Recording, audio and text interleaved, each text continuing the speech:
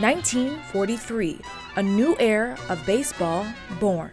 The All-American Girls Professional Baseball League, or AAGPBL, got started in 1943 with the start of World War II. A lot of men went off to war or they got drafted. In fact, over 500 Major League Baseball players went to war during World War II, and there was some concern that not being able to have baseball, that All-American sport here in the United States, would really affect morale of people back home. Philip Wrigley, the owner of the Chicago Cubs at the time, turning to women to form the All-American Girls Professional Baseball League to help sustain revenue and keep America's pastime alive.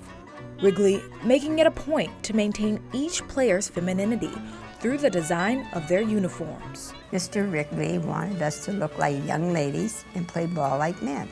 And that's exactly what we did. He recruited women who played mostly softball in their neighborhood or in their region, and had them come to Wrigley Field for tryouts, and then formed 4 teams in the league and had them play each other, which turned out to be very successful. Expanded to actually 15 teams that played in 14 cities. And one of those ballparks was right here in Michiana. South Bend was one of the first 4, and it lasted for the entire 12 years. It was only one of 2 teams to make it for the entire time. The Blue Sox were one of the best teams in the league for over a decade. In 1951, they had the most wins in the season with 76, and they appeared in 6 playoff series, winning 2 league championship titles in 1951 and 52. Playland Park was where history was made and baseball was played, and the South Bend Blue Sox were part of it all.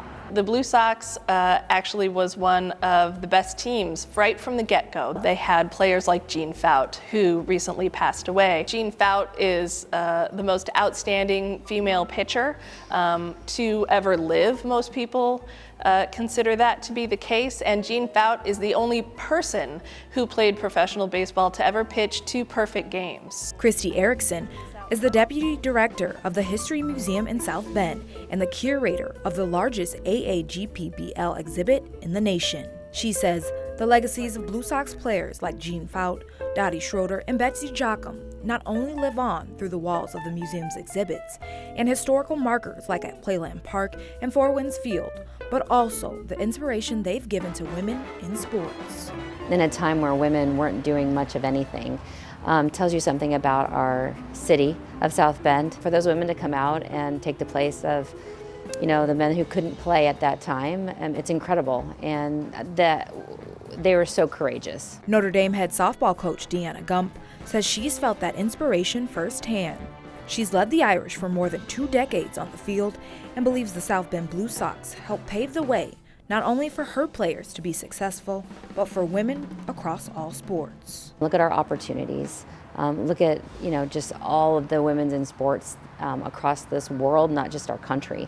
And to think where it all started, right here in South Bend, it's pretty special.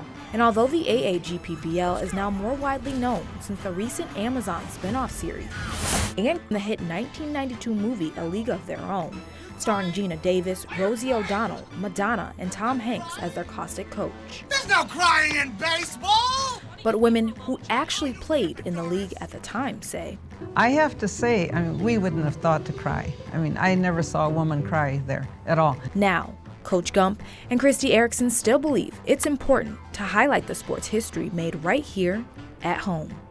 I think people started to appreciate the fact that women could compete, and they could, get dirty, and they could fight out there. You really want kids, young women to come in here and kind of see these women who did something unusual at the time and who broke those barriers and who challenged the ideal of what people thought women could do, and hopefully go back to their own lives and maybe they want to be professional athletes, and we hope that they get to come here and see what these women did back in the 40s and then the 50s and be inspired by that as well.